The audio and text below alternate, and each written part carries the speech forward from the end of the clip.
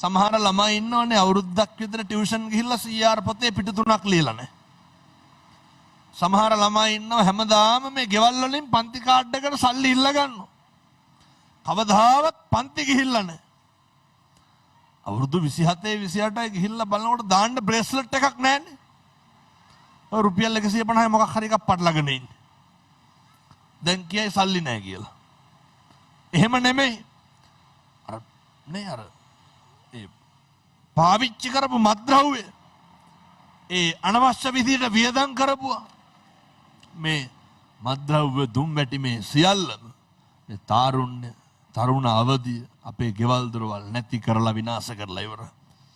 සමහර විට ගෙදර බිත්තියක්වත් කපරාරු කරගෙන අවුරුදු 35ක් විතර අරක්කු බීලා දෙනවා. මොන දියුණුවක්ද? මොන සංවර්ධනයක්? ජාති ආගම් ભેදයකින් තොර මේක විනාශ වෙලා තියෙනවා. අර කිරියම්මට කිරියම්මේ කියන්න දන්නේ නැහැ, කිරියත්තට කිරියත්තේ කියන්න දන්නේ නැහැ. වැඩිහිටියන්ට ගරු කරන්න දන්නේ නැහැ. ඉස්සර අපේ තිබ්බනේ හොඳ සංස්කෘතිය. අර කියනවා නේද අර ගුරුවරයෙක් පාරේ ගියත් බයිසිකලෙන් බහිනවා කියලා ඉස්සර. එහෙම ලැබියාවක් බැඳියාවක් හොඳ ශිෂ්ට විදියට අර විනයෝච සුසික්කිතෝ බුදුවරු උගන්වනවා පින්නතුනි අධ්‍යාපනයත් එක්ක හොඳ විනයක් තියෙන්න ඕනේ. අපේ පොදු වැසිකිළියකටවත් යන්න පුළුවන්ද? හොස්සපුවන්න බෑනේ.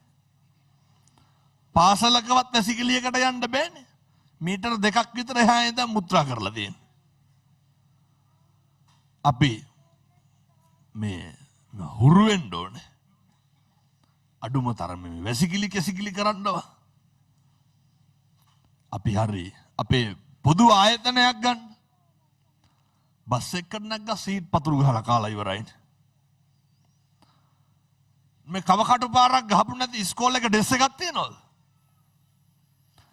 මේ බුදුවරු උගන්වන්නේ හොඳේ.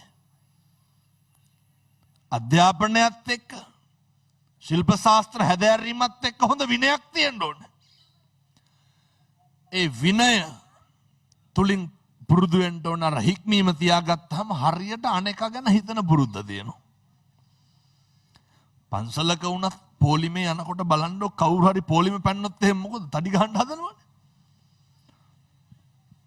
ඇයි අර හික්මී